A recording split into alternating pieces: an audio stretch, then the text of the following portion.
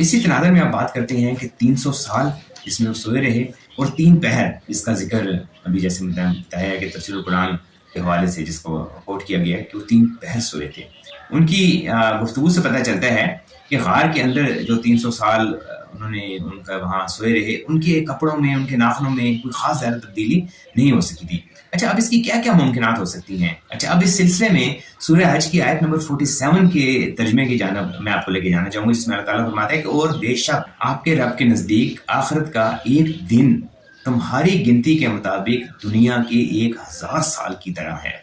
اب اس آیت کے تناظر میں 3 پہر کے لگ بھگ کا مطلب بھی سمجھ میں آ جاتا ہے، یعنی ایک دن کے 8 پہر ہوتے ہیں اور مرنے کے بعد آخرت کا ایک دن 1000 سال کے برابر ہے. اس لحاظ سے اگر آپ زمین والوں کے 300 سال اور روح کے یعنی زندہ کیفیت میں اور روح کے کیفیت کا آپس میں موازنہ کریں تو آخرت کے 3 پہر جو ہیں وہ تقریباً 2.5 پہر دنیا کے مطابق بنتے ہیں. تو یہ گمان غالب ہے کہ وہ لوگ حالت موت میں تھے اور آخرت میں تھے، اس لیے یہ ٹائم ڈیفرنس جو یہاں پر آیا اور پھر وہ علم نجوم میں ایگزیکٹ کیلکولیٹ ہوا تو وہ کوائٹ پاسبل کہ یہ وہی موازنہ ہے جو کہ قرآن میں روح کا ٹائم اور نفس کا یعنی زندہ انسان کا جو ٹائم بیان کیا گیا. عبدالرزاق رحمۃ اللہ علیہ اور حضرت اکرمہ رضی اللہ تعالیٰ عنہ فرماتے ہیں کہ قیامت کے مسئلے پر اختلاف رائے یہ تھا کہ دوبارہ زندگی فقط روحانی ہوگی یا روحانی اور جسمانی دونوں صورتوں میں ہوگی، اور یہ اختلاف اصحاب کہف کے درمیان میں آپس میں بھی تھا، جبکہ حضرت عباس رضی اللہ تعالیٰ عنہ نے اس اختلاف کی ایک فریق اصحاب کہف اور دوسرا فریق ان بادشاہوں کو قرار دیا جن کے درمیان یہ مسئلہ چل نکلا تھا. اب انسانی جسم اور روح کا جو ٹائم زون ہے وہ اپنے ڈیفرنٹ ٹائم زون میں تھے، وہ روح کے ٹائم زون میں تھے اور دنیا جو چل رہی تھی وہ انسانی جسم کے ٹائم زون کے مطابق چل رہی تھی. تو پھر ان کے جسم تو 300 سال اسی زمین پر تھے، اور اگر ان کے جسم اسی زمین پر تھے اور اوپن تھے تو پھر ان پر کوئی اثر دنیاوی یا زمین کا اثر کیوں نہ ہو. یہ بہت اہم مسئلہ ہے اور اس پر آپ تھوڑی سی مجھے آپ اجازت دیں گے کہ تھوڑی سی میں تفصیلی تھوڑا سا بیان کر سکوں، لیکن میں اس ڈیٹیل میں تو خیر پھر بھی نہیں جا سکوں گا. جو اس کی پوری ڈیٹیل ہے اس کے لیے تو مجھے پورا ایک بلاگ الگ کرنا پڑے گا. تو سب سے پہلے اس کو سائنٹیفکلی اور پھر روحانی اور پھر دیگر تناظر میں اس کو دیکھتے ہیں. پوری دنیا میں ایسے واقعات موجود ہیں اور وہ کوٹ بھی ہوئے ہیں کہ کھدائی سے کوئی قدیم قبر نکل آئی جس میں مردے کا نہ صرف جسم محفوظ تھا بلکہ کفن بھی اس کا ثابت نکلا. انسانی جسموں کو پریزرو بھی کیا جاتا ہے اور یہ مصنوعی پریزرویشن جو ہے اور ایک نیچرل پریزرویشن بھی ہوتی ہے جس کو قدرت استعمال کرتی ہے. تو یہ پروسیس ایکچولی ہوتا کیا ہے؟ ایک اور پروسیس ہے، اس کو ممیفیکیشن بھی کہتے ہیں، اور اسی طرح ایک پروسیس کو سپونیفیکیشن بھی کہتے ہیں. ممیفیکیشن میں باڈی جو ہے وہ ڈرائی ہو جاتی ہے اور اس کو ڈرائی کر کے بالکل اس کے اندر سے نمی ختم کر دی جاتی ہے. اس کی وجہ سے جہاں باڈی موجود ہوتی ہے اگر وہاں پر نمی نہیں ہے بالکل زمین میں تو آپ یاد رکھیں کہ اگین باڈی جو ہے وہ ڈرائی ہو جائے گی. اور اس بات کو خاص طور پہ ذہن میں رکھیں کیونکہ ہم آگے چل کے ہمارا ایک بڑا اہم ٹاپک بننے والا ہے جب ہم غار کے اندر داخل ہویں گے، اور وہ باڈی کا سارا پانی جو ہے وہ سک کر جاتی ہے. زمین کی کیفیت ایسی ہوتی ہے اس کو بالکل ڈرائی کر دیتی ہے، اور باڈی جو ہے ہیومن باڈی یا کوئی بھی ایسی ڈیڈ باڈی وہ گلنے سڑنے کا جو پروسیس ہے، ایک بیکٹیریل پروسیس ہے، وہ اس سے رک جاتی ہے. اور اس میں کمال یہ ہے کہ باڈی کے جو فیچر ہیں وہ بھی بالکل ایگزیکٹلی پریزرو رہتے ہیں. اچھا لیکن اب یہ قدرت کو پتہ ہے کہ یہ جو مٹی کی یہ کیفیت جو ہے اس مخصوص قسم کی مٹی اس کی کون سی جگہ پر ہے اور یہ کیفیت کہاں پر جا کر بنتی ہے. اچھا اس کی جو دوسری پوزیشن ہے اس کو سپونیفیکیشن کہتے ہیں. اس میں باڈی مکمل رہتی ہے اور اس کی نمی بھی قائم رہتی ہے، اور اس پروسیس میں جو باڈی کے جو سافٹ ٹیشوز ہیں وہ ایکچولی کنورٹ ہو جاتے ہیں ایک سافٹ لائٹ قسم کی ایک ویکس مٹیریل میں چینج ہو جاتی ہیں، اور وہ بالکل اپنی ایگزیکٹ اسی پوزیشن میں رہتی ہے اور باڈی بالکل 100% محفوظ رہتی ہے. اس کا براہ راست تعلق اس مٹی سے، اس آب و ہوا سے، اس میں نمی سے، اور جہاں پہ وہ باڈی رکھی ہوئی ہے اس سے اس کا جو ہے وہ خاص تعلق ہوتا ہے. سائنس کو تو یہ پتہ چل گیا ہے کہ مردہ باڈی کی حفاظت میں مٹی کی کیفیت اور نمی کی مخصوص صورتحال اور ان کے علاوہ کچھ چیزیں بہت اہم ہیں، لیکن یہ ابھی تک صرف اور صرف قدرت جانتی ہے کہ مٹی کی یہ کیفیت کہاں پر ہے. اس قبر میں جہاں وہ باڈی دبائی گئی تھی یا جہاں وہ خود دب گئی تھی اس میں اس کی جو ہے وہ ایسی صورتحال کیوں ہے. یہاں میں ایک تھوڑا سا موضوع سیٹ کیا لیکن ایک بڑی انٹرسٹنگ چیز آپ کے ساتھ شیئر کرتا چلوں. امریکہ کی ریاست ایریزونا میں الکور لائف ایکسٹینشن فاؤنڈیشن ایک قائم کی گئی ہے جس میں ان لوگوں نے لاشوں کو رکھا گیا ہے. اور انہوں نے جو دوبارہ زندہ ہونے کے خواہشمند تھے. یہ آپ دیکھیں دنیا کس طرف جا رہی ہے. اور اس لاٹری میں آپ تک اندازہ کریں, آپ حیران رہ جائیں گے کہ 71 کے قریب لاشیں آ چکی ہیں جو آنے والے وقتوں میں دوبارہ زندہ ہونا چاہتی ہیں. ایک انسان کو دوبارہ زندہ کرنے کے لیے وہاں پہ جو ٹوٹل کاسٹ اخراجات کی آ رہی ہے وہ $36,000 ہے, اور ان کے مردہ جسم کو ایک خاص ٹیمپریچر پر ایک خاص ماحول میں رکھا گیا ہے. یہ لیبارٹری 2005 میں قائم ہوئی تھی اور بڑی حیرت انگیز قسم کی اس میں معاملات ہیں. اس کے ایک بہت حیرت انگیز سلسلہ یہ کہ وہاں پر ایک کتا بھی رکھا گیا ہے جس کو اس کے مالک کی خواہش یہ تھی کہ جب میں زندہ ہوں تو یہ بھی میرے ساتھ دوبارہ زندہ ہو جائے. اب جو دیکھ لیں, ایک ہم اصحاب کہف کے کتے کی بات کرتے ہیں, ایک آج کے دور میں بھی انہوں نے کتا سنبھال کے رکھا ہوا. اس لیبارٹری کے ساتھ جو ایگریمنٹ کرنے والوں میں اب تک تقریباً دنیا کے 20 ممالک کے لوگ شامل ہو چکے ہیں. فی الحال یہ ہمارا موضوع تو نہیں ہے, اس لیے اس کے تفصیل میں زیادہ نہیں جاؤں گا, لیکن میں آپ کو بتانا چاہ رہا تھا کہ نالج اور علم ونس اگین کہاں تک پہنچ چکا ہے. اچھا, اب اس حوالے سے تھوڑا سا دینی پہلو بھی دیکھ لیں. اچھا, آپ صلی اللہ علیہ وسلم کا فرمان مبارک ہے, انسانی جسم میں ایک ایسی ہڈی ہے جس سے مٹی کبھی نہیں کھا سکتی, اور وہ ہے عجوب الضم. اس کا جو نام بتایا گیا ہے, انبیاء, شہداء اور اولیاء کے حوالے سے کہا جاتا ہے کہ اپنے جسموں اور میں کفنوں کے ساتھ زندہ ہیں. علامہ سبکی شفاء السقام میں لکھتے ہیں کہ شہداء کی زندگی اور رزق کی قسم بہت ہی اعلیٰ ہے, اور انبیاء علیہ السلام کی زندگی سب سے اعلیٰ ہے, اس لیے کہ وہ جسم اور روح دونوں کے ساتھ جیسے کہ دنیا میں تھے ویسے ہی ہیں. قاضی ثناء اللہ پانی پتی صاحب تذکرۃ الموتیٰ میں لکھتے ہیں, اس لیے قبروں میں مٹی ان کو جسموں کو نہیں کھاتی بلکہ ان کے کفن تک بھی محفوظ ہیں. جبکہ شیخ الہند محدث دہلوی رحمۃ اللہ علیہ نے شرح المشکات الشریف میں, اور علامہ علی قاری رحمۃ اللہ علیہ نے بھی اس پر کافی تفصیلی گفتگو کی ہے, یعنی کہ ان کے جسم اور ان کے کفن کس طرح اپنی اصل حالت میں قائم دائم اللہ کے ذات کو رکھتی ہے. علامہ جلال الدین سیوطی رحمۃ اللہ علیہ نے شرح صدور میں انتقال کے بعد اولیاء کرام کے بارے میں مختلف قسم کے معاملات رقم کیے ہیں جنہیں فتاوی رضویہ میں بھی باقاعدہ نقل کیا گیا, اور ان سب کا تعلق بھی انسان کے ایسے ہی معاملات سے, یعنی دنیا سے جانے کے بعد ان کے کپڑے, ان کے کفن, ان کا مکمل محفوظ رہنا ہے. اور انہوں نے کہا کہ یہ وہ لوگ ہیں جو کہ اللہ کی قربت حاصل کر چکے تھے. حضرت حمزہ رضی اللہ تعالیٰ عنہ کو وفات کے 60-70 سال کے بعد جب سیلاب کی وجہ سے ان کے جسم مبارک کو ایک جگہ سے دوسری جگہ منتقل کیا گیا, تو بہت بڑا تاریخ میں ثبوت موجود ہے کہ وہ مکمل طور پر صحیح اور سلامت حالت میں تھے. ایران میں بھی بعض صحابہ کرام کی قبریں کھلی ہیں اور ان کے جسم مبارک سلامت موجود تھے. آج بھی ایسی قبروں کی گواہیاں موجود ہیں جہاں جسموں اور کفنوں کو سلامت دیکھا گیا. بلکہ میرے ایک دوست ہیں چکوال میں, وہ خود بتاتے ہیں کہ انہوں نے وہ ہر قبر کھودنے کا نیکی کماتے تھے, لیکن ان کے 3-4 مرتبہ ایسا ہوا مختلف چکوال کے قبرستانوں میں, جہاں انہوں نے جب کافی گہرائی میں قبر کھودی تو 3-4 دفعہ کفن باقاعدہ سلامت حالت میں نظر آئے. ان تمام باتوں کو مد نظر رکھتے ہوئے ہم کسی حد تک کہہ سکتے ہیں کہ اصحاب کہف کی جو ایک غار کی جو کیفیت تھی وہ عام غاروں جیسی نہیں تھی, وہ بلکہ بہت ہی مخصوص تھی. وہاں مٹی اور آب و ہوا کی کیفیت یقیناً عام بالکل نہیں, کیونکہ وہ غار اللہ کی نشانی میں سے تھا اور اللہ نے باقاعدہ اس طرف ان کی رہنمائی کی تھی.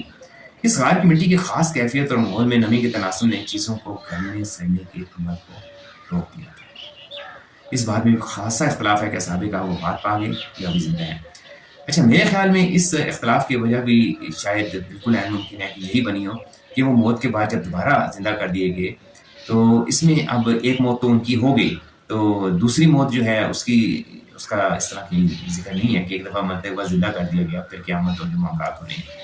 اور اسی میں کہیں 300 سال کہنا اور پھر 309 سال کہنا, وہ جو 9 سال الگ بیان کیے گئے ہیں وہ بلا عالم اس الگ اس کی کیا کیفیت تھی, وہ صورتحال میں زندہ تھے یا اس کا کوئی الگ معاملہ تھا.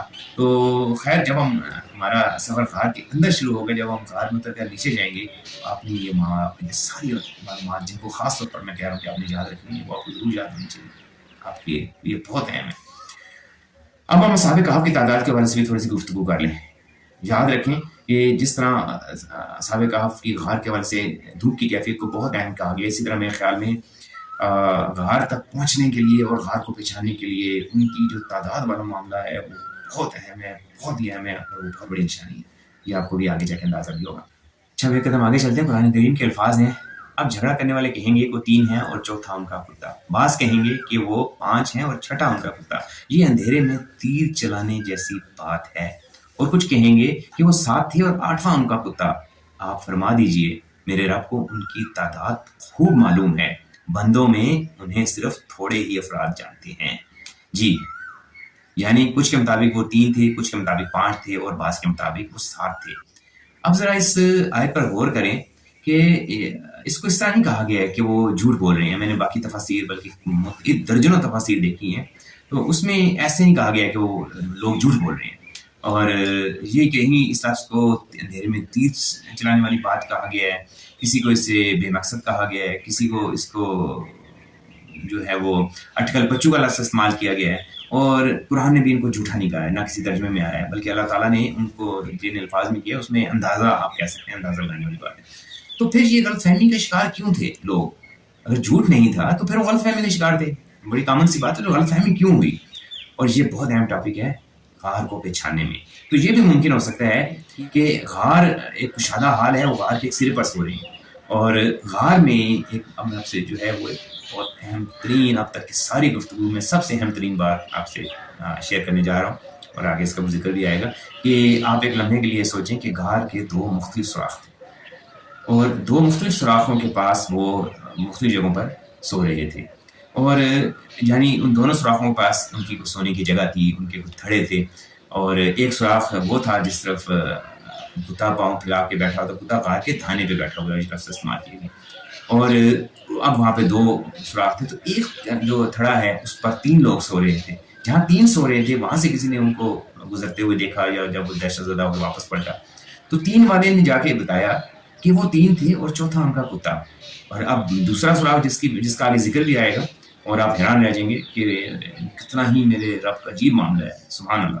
تو دوسرے سوراخ سے جس نے دیکھا وہاں پر شاید 5 لوگ تھے, اور اب 5 لوگ جہاں تھے وہاں سے کسی کتا تو وہ گزرتے اس نے دیکھ لیا باہر کھڑا ہے. اب دوسرا سوراخ سے جھانکا تو وہاں اس کو 5 لوگ نظر آئے, تو اس نے کہہ دیا کہ 5 ہیں اور چھٹا ان کا کتا. اس کو ادھر 3 جو ہیں وہ نظر نہیں آئے, کیونکہ وہ نظر آنے کے لیے آپ کو باقاعدہ اندر جھانک کے دیکھنا پڑے گا ایک ہی جگہ, اور 5 اور چھٹا ان کا کتا. اچھا, اب یہاں پہ ایک سوال یہ ہو جاتا ہے کہ اگر ایک طرف 5 تھے ایک طرف 3, تو یہ تو 8 ہو گئے.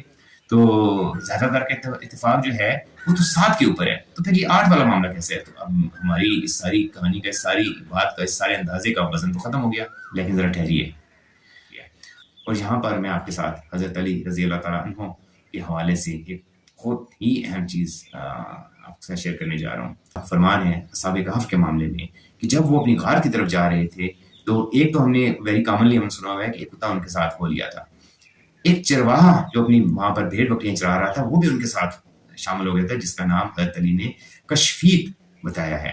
اور میں نے کچھ تفاسیر میں دیکھا, ان میں واقعی کچھ تو نہیں, شاید میری نظر سے تو بہت مشکل ان درجنوں میں سے 1-2 ایسی تفاسیر تھیں جن میں باقاعدہ اصحاب کہف کے 8 نام بتائے گئے ہیں, اور اس میں اس عظیم ہستی کا نام بھی بتایا گیا جس کو کشفیت کہا گیا. لیکن حضرت علی نے اس پہ تفصیلی بات کی ہے, اور اب آپ اس ساری پہلی کو سمجھیں گے کہ اصحاب کہف تو 7 ہی تھے, لیکن وہ غار کے دونوں سروں پر 2 جگہ سو رہے تھے, ایک جگہ 5 اور ایک جگہ 3.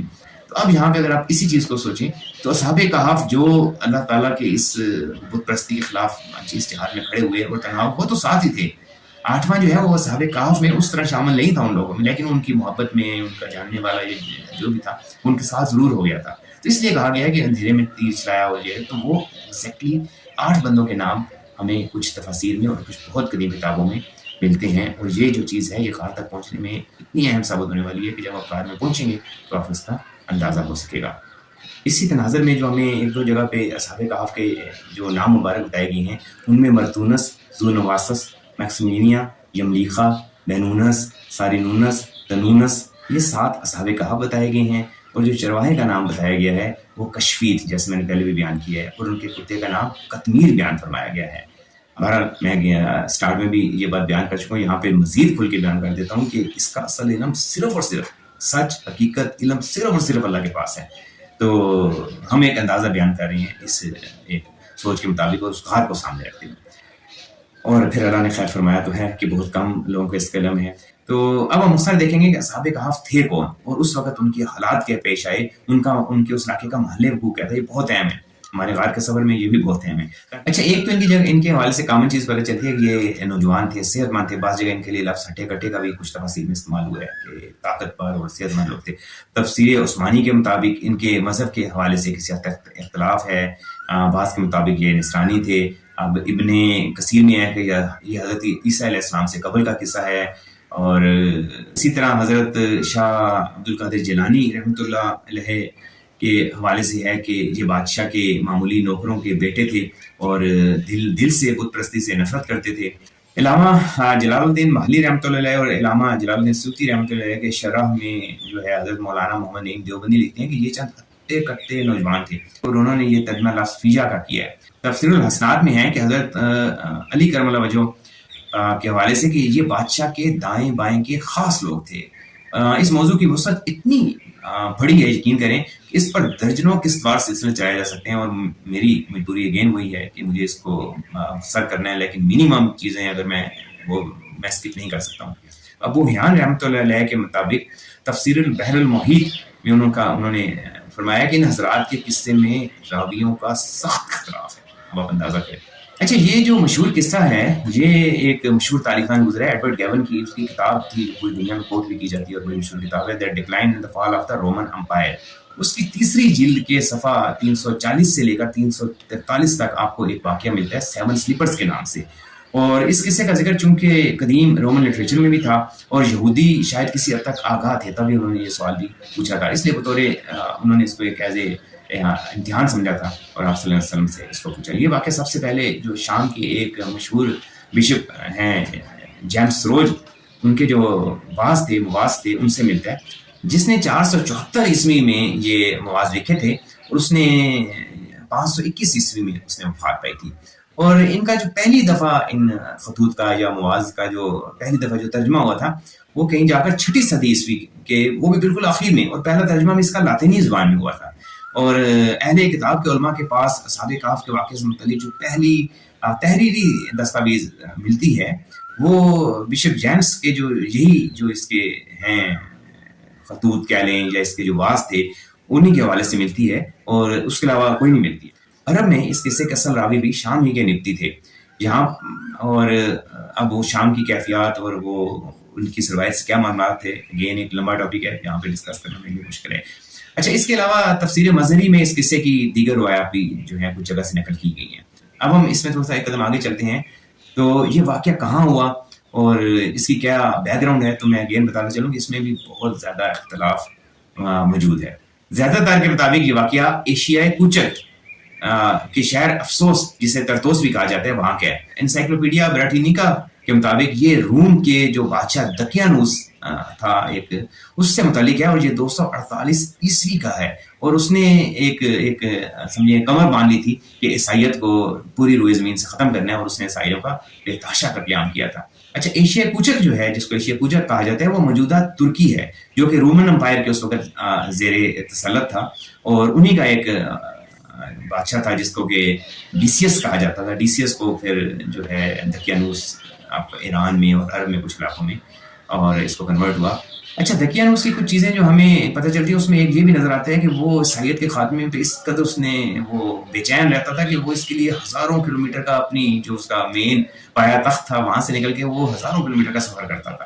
اچھا، یہ جو واقعہ ہے اس میں بھی اپنے دارالخلافہ سے سینکڑوں میل دور موجودہ ترکی کی ایک بستی افیسس یا جس کو افسوس بھی کہا جاتا ہے وہاں سے گزرا تو اصحاب کہف سے وہ ملا. اچھا، یہ بہت اہم ہے، اس کو آپ نے ضرور یاد رکھنا ہے کیونکہ اس میں ہمیں آگے چل کے ہمارے لیے اس میں بہت اہم چیز میں آپ سے ڈسکس کروں گا، لیکن آپ کے ذہن کی بیک گراؤنڈ ہونا بہت ضروری ہے. اچھا، بعض مورخین نے یہ واقعہ خلیج عقبہ کے نواحی پہاڑی علاقے کا بھی بتایا ہے، اور بعض نے شام کے کسی پہاڑی علاقے کا مقام تعین کیا ہے، جبکہ علامہ ابن حیان اندلسی نے تو یہ سارا واقعہ ہی اندلس میں قرار دیا ہے. لارڈ ولیم مور اپنی کتاب تاریخ کلیسا کے 6 باب کے حاشیے پر لکھتے ہیں کہ افسس کے ایک شہر میں رہنے والے 7 جوان ڈیسیس سے خوفزدہ ہو کر غار میں جا چکے، جبکہ تفسیر جلالین میں یہ یمن اور حجاز کے درمیانی علاقہ کا پہاڑی علاقہ بتایا گیا ہے. نیو انسائکلوپیڈیا ایچ جیو اسٹیل لنڈن میں اس کا ذکر ملتا ہے، اور اس میں جو علاقہ بتایا گیا وہ عقبہ بتایا گیا ہے. اچھا، اب اگر ہم اہل روم کی بات کریں تو ان کے مطابق یہ واقعہ شہر امنوس کا ہے. اب اہل عرب کی اگر بات کریں تو وہ یہ کہتے ہیں کہ یہ پورا واقعہ ترتوس نامی شہر میں ہوا تھا. کوئی کہتا ہے کہ یہ ایلا کی بستی تھی، کوئی نینوا کا شہر بتاتا ہے، کوئی بلکا کا، کوئی روم کا شہر بتاتا ہے. ظاہری بات ہے اصل علم تو اس کا اللہ کا ہی ہے، لیکن اس میں لفظ ترکیب بہت اہم ہے. اچھا، اور بڑی نشانی اس سارے واقعے میں جو قرآن میں آئی ہے وہ ہمارے لیے شہر تو اپنی جگہ ہوگا، لیکن غار کی حیت، غار کو ہی آپ نے اگر آپ پہچانیں گے تو پھر اس جگہ تک پہنچ سکیں گے. اب دیکھیں دنیا کے کتنے شہروں میں یہ کلیم کیا جا رہا ہے کہ یہ جو ہے یہ واقعہ، یہ غار فلاں فلاں فلاں فلاں. اور ایک چیز اور اس میں اہم ہے کہ جو میکسیمم کوٹ کیا جا رہا ہے اس میں ایک چیز کنفرم ہے کہ یہ کوئی بڑا بلند پہاڑی سلسلوں کا علاقہ تھا. اور غار کی تو ہم آگے جا کے دیکھیں گے، نشانی تو غار کی بتائی گئی ہے، اور غار میں اس کو ایک کشادہ جگہ اور روشنی کی نوعیت بتانے کی کوشش کی گئی ہے. تو میرے خیال میں کہ پہلے ہمیں غار کو دیکھنا ہوگا. شہر اور ان چیزوں پہ شاید اسی لیے اختلاف ہے، اور معاملہ بھی اس لیے اس طرف نہیں گیا کہ غار کی حیت پہ شاید زیادہ وہ نہیں کیا گیا. اچھا، اب شہر کی تو آپ کو صورتحال سمجھ آ گئی کہ شہر کو کسی جگہ اس کا طے کر پانا بہت مشکل ہے. اس کو کسی ایک جگہ دنیا میں کہاں ہے، یہ بہت مشکل ہے. البتہ تفاسیر میں کچھ جگہوں پر یہ ثابت ہوتا ہے کہ یہ جو شہر تھا جہاں پر یہ واقعہ ہوا تھا، غار اس سے 10 میل کے فاصلے کے لگ بھگ اسی علاقے میں موجود تھا. اچھا، اور دوسری چیز اس پہ بہت حد تک اتفاق ہمیں نظر آتا ہے، وہ یہ ہے کہ یہ عیسائیت کے ہی دور کا واقعہ ہے، حضرت عیسیٰ علیہ السلام کے بعد کا واقعہ ہے، اور رومن امپائر کا ہی ہے، اور بادشاہ کا نام بھی دقیانوس تھا. تو ہم بھی اس چیز کو اسی تناظر میں اور اسی فوکس میں زیادہ دیکھیں گے جس پر کہ میکسیمم اتفاق کیا گیا. اچھا، دقیانوس میں اس دور کے جو سب سے بڑے پادری تھے، جو پوپ تھے فیبینس، ان کو قتل کروا دیا تھا. اور یہ جو واقعہ ہے اس کی کیونکہ پوری ہسٹری موجود ہے، تو یہ پطرس کا واقعہ ہے. اور کہ اب یہاں میں ایک چیز آپ کے علم میں بڑا ضروری اضافہ کرتا چلوں تاکہ آپ ایریا کو بالکل سمجھ سکیں، دنیا کا محل وقوع. اچھا، یہ جو محل تھا، یہ تو آپ دیکھ لیں گے یہ سربیا میں تھا، لیکن اس نے جو قتل کروایا تھا جا کر دقیانوس نے، اس نے پطرس میں کروایا تھا. اور آپ دیکھیں سربیا سے پطرس کا فاصلہ 2000 کلومیٹر ہے. تو یہ ایک بہت ہی اہم نقطہ ہے، اس کو اپنے ذہن میں رکھنا، یا میں غار میں یہ نقطہ میں غار تک پہنچنے میں بہت مدد دینے والا ہے. اچھا، ابھی یہاں پر میں ایک واقعہ آپ سے شیئر کرتا چلوں. تو گزشتہ صدی میں مصر کے ایک بہت ہی قدیم شہر میں کھدائی میں آپ کو ایک حکم نامے ملے ہیں. تو 250 قبل مسیح میں یہ حکم نامے جاری ہوئے تھے، اور ان حکم ناموں پر دقیانوس کے دستخط بھی ہیں اور مورے بھی ہیں. تو اس میں ایک بڑی عجیب چیز بیان کی کہ دقیانوس نے اپنی پوری رومن امپائر میں یہ حکم نامے جاری کیے تھے، ہر قصبے، ہر شہر، ہر گاؤں میں، کہ وہاں پر جو بھی اس کا قاضی تھا یا اس کا انچارج تھا، کہ ہر اس کی پوری رومن سلطنت کا آپ ذرا گرپ دیکھیں، شاید آج بھی ایسی گرپ پاسبل نہیں ہے، کہ اس کی سلطنت کا ہر انسان جو ہے وہ اپنے متعلقہ قاضی یا اپنے آپ کہہ لیں آج کے ACDC کے پاس جائے گا، اور وہاں پر وہ ایک قربانی دے گا، اور وہ قربانی دے گا کسی جانور کی، کسی خون کی، اور دیوتا کے نام پہ. اور پھر وہ اس قاضی کے سامنے وہ خود بھی کھائے گا اس قربانی میں سے، اور قاضی کو بھی پیش کرے گا. تو اس کے بعد اس کو ایک دقیانوس کے وفادار ہونے کا ایک سرٹیفکیٹ جاری کیا جائے، اور جو نہیں کھاتا تھا اس کو وہ قتل کرا دے گا. یعنی بتوں کے نام پہ اگر آپ نہیں کھائیں گے تو اس کو جو ہے وہ قتل کرا دے گا. اچھا، اصحاب کہف میں جو انہوں نے ایک آیت میں آتا ہے کہ انہوں نے اپنے میں سے ایک ساتھی کو بھیجا کہ کوئی پاک کھانا لے کے آئے. تو اب یہاں سے یہ پتہ چلتا ہے کہ پاک کھانا اس لیے تھا کہ اس نے تو وہاں پہ وہ غدر مچا دیا تھا کہ بت پرستی کے علاوہ شاید کوئی کھانا ملتا ہی نہیں تھا، ذبح بھی بتوں کے نام پہ ہوتا تھا. تو اس سے ثابت ہوتا ہے کہ یہ ضروری ہے کہ دقیانوس کا جو براہ راست کلام ہے یا ملاقات ہے، ہو سکتا ہے وہ ضروری نہیں ہے کہ وہاں پہ کوئی ان کے محل کا ہی واقعہ ہو، یہ واقعہ اس کی پوری سلطنت میں کسی جگہ بھی ہو سکتا ہے. جیسے کہ وہ جو پوپ تھے ان کو قتل کروایا گیا تھا 2000 کلومیٹر سربیا سے دارالخلافہ سے دور. تو ہو سکتا ہے کسی بھی جگہ یہ پیش ہوئے ہوں اپنے قاضی کے پاس، اور وہاں انہوں نے یہ بات کہی ہو. ہم ایسی کوئی چیز نہیں کھائیں گے جو بتوں کے نام پر جس کی قربانی دی گئی، اور پھر اس کی سزا میں وہ ان کو وہاں سے بے دخل کر دیا گیا ہو، لیکن انہیں بے دخل کیا گیا، پوپ قتل ہو گئے. یہ معاملہ کیا تھا، اس کو بھی ہم آگے ضرور تھوڑا سا اس پہ بھی روشنی ڈالیں گے.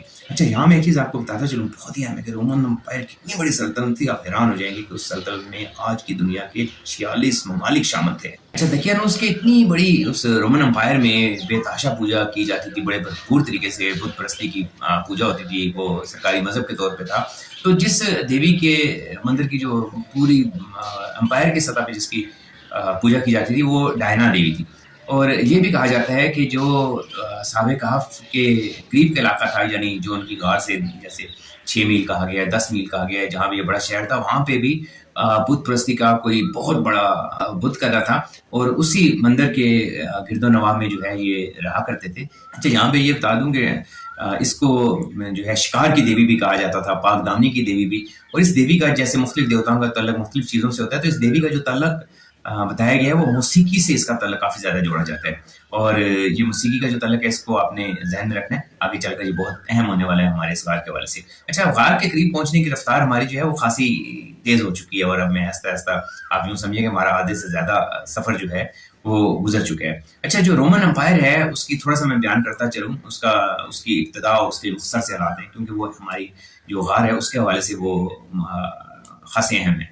اچھا، رومن امپائر جو ہے اس میں حضرت عیسیٰ علیہ السلام کی پیدائش سے بھی صدیوں پہلے دریائے ٹائبر پر جو ہے کہا جاتا ہے کہ اس کے اوپر 7 مٹی کی پہاڑیاں تھیں، اور ان پہ 7 گاؤں آباد تھے، جو وقت کے ساتھ ساتھ ایک چھوٹے سے شہر کی شکل دھار گئی اور پھر اس کو اس شہر کو روم کہا گیا اور اگلے پھر 500 سال میں یہ ایک طاقتور سلطنت بن گئی جس کی جو 23 لاکھ مربع میل پر پھیلی ہوئی تھی اور اس کا کچھ حصہ جو ہے وہ بھارت موجودہ جو پاکستان کا علاقہ ہے اس وقت ہند تھا، ہند کو بھی ٹچ کرتا تھا بر اعظم، ایشیا کو بھی بر اعظم، افریقہ کو بھی بر اعظم، یورپ بھی اس میں شامل تھا، بر صغیر کا کچھ علاقہ بھی شامل تھا.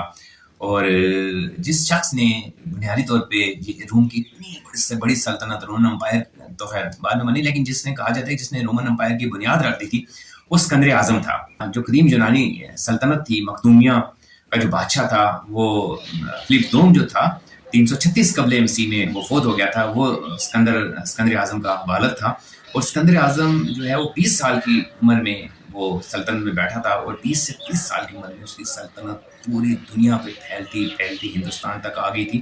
اچھا، اسکندر اعظم جو تھا وہ ایک ناقابل شکست حکمران رہا ہے اور جس طرح بھی وہ اس کی فوج جاتی تھی وہ ہر طرف تباہی و بربادی پھیلاتے ہوئے اور اس کے خوف سے ہی جو ہے وہ کئی جگہ پہ وہ جگہ ان کے حوالے کر دی جاتی تھی. اچھا، ایران کی فتح پہ اس کو بڑا مشورہ دیا گیا کہ اب یہاں سے ہم واپس چلتے ہیں، ہم نے پوری دنیا کا بڑا حصہ فتح کر لیا. لیکن اسکندر اعظم پہ بالکل ایک بھوت، ایک نفسیاتی ایک چیز اس کے اوپر سوار تھی کہ وہ کہتا تھا کہ وہ واپس نہیں جائے گا اور پوری دنیا فتح کرے گا. پھر وہ اس چیز پر کسی حد تک ایگری ہوا کہ اچھا میں ہندوستان فتح کر کے یہاں سے واپس چلا جاؤں گا. تو 327 قبل مسیح میں اسکندر اعظم نے ہندوستان پر فوج کشی کی اور اتنی عظیم فوج، آپ صرف ذرا تھوڑا سا اندازہ کریں 2500 سال قبل کیا صورتحال ہوگی. 1 لاکھ کی آبادی کتنی تھی؟ 1,20,000 فوج تھی اس کی، جس میں سے 1500 جو ہیں وہ سوار تھے اور یہ یعنی گھڑ سوار تھے اور بہت طاقتور فوج تھی. اور ایک ایسا قلعہ جو ہے اس کے بارے میں کہا جاتا تھا کہ وہ قلعہ جو ہے وہ کبھی جو ہے وہ فتح نہیں ہو سکتا. اچھا، اسی قلعے کو فتح کرنے کے لیے بالآخر جو اسکندر اعظم ہے وہ جیلم تک پہنچا اور وہ پورس کا عظیم قلعہ تھا. اچھا، یہاں پورس کی جو جنگ ہے وہ بڑی مختلف جنگ ہے اور کیونکہ یہاں اس کے پاس ہاتھی تھے تو ہاتھیوں کا مقابلہ کس طرح کیا گیا، ان کو دو حصوں میں کیسے بانٹا گیا. اچھا، یہ جو پورس کی جنگ تھی یہ بڑی منفرد ٹیکنالوجی کے ساتھ اور ایک بڑی اسٹریٹجی کے ساتھ رادر یہ لڑی گئی اور اس کو جو ہے بیٹل آف ہیڈاپس بھی کہا جاتا ہے. تو سالٹ رینج میں جیلم کے پاس آ کے یہ قلعہ بھی بالآخر اس نے فتح کر لیا اور لیکن یہ پھر اسی کے حوالے راجا پورس کے حوالے ہی کر دیا. اس کی بہادری سے اسکندر اعظم بڑا متاثر ہوا رہا. اچھا، یہاں سے اسکندر اعظم ہندوستان کی کچھ آگے جانا چاہتا تھا فتح کرنے کے لیے، لیکن اب یہاں مختلف چیزیں بتائی گئی ہیں. کچھ کہا جاتا ہے کہ یہاں پہ اسکندر اعظم کی فوج نے مکمل طور پہ جو ہے وہ انکار کر دیا تھا اور کہ ہم اس سے آگے جنگ نہیں لڑیں گے، جس کی 2 وجوہات بتائی جاتی ہیں. ایک تو یہ ہے کہ پیچھے جو دریائے بیاس کے کنارے ہے، پتہ چلا تھا کہ وہاں پہ پھر اسکندر اعظم کے خلاف بہت بڑی تعداد میں جو ہے وہ قبائل اکٹھے ہونے شروع ہو گئے جس نے کہ اسکندر اعظم کی فوج میں کچھ مایوسی طاری کر دی. دوسری وجہ یہ بتائی جاتی ہے کہ اسکندر اعظم کے ہر سپاہی کے پاس اتنا زیادہ مال غنیمت تھا کہ وہ چاہتے تھے کہ اب ہم واپس چلے جائیں اور مزے سے زندگی گزاریں، آرام سے زندگی گزاریں. یہاں پہ سالٹ رینج میں آ کے اسکندر اعظم نے بڑی کوشش کی، بڑی تقریریں کی اور موٹیویٹ کرنے کی کوشش کی کہ شاید ان کی جو ہے وہ بات مان کے آگے چلے، لیکن فوج نے مکمل انکار کر دیا اور پھر یہاں سے جو ہے وہ واپس چلا گیا اسکندر اعظم اور واپسی کے راستے میں اس کی پھر ڈیتھ ہو گئی. اور پھر اسکندر اعظم کے بعد اس کے جرنیلوں نے کس طریقے سے پھر اپنی سلطنت قائم کی، ایک لمبی کہانی ہے. لیکن پھر آ کے 27 قبل مسیح میں رومن امپائر کا باقاعدہ آغاز ہو جاتا ہے اور پھر انہی میں سے ایک بادشاہ رومن امپائر کی جو پوری امپائر بن کے سامنے انہی میں سے ایک بادشاہ انطاکیانوس تھا.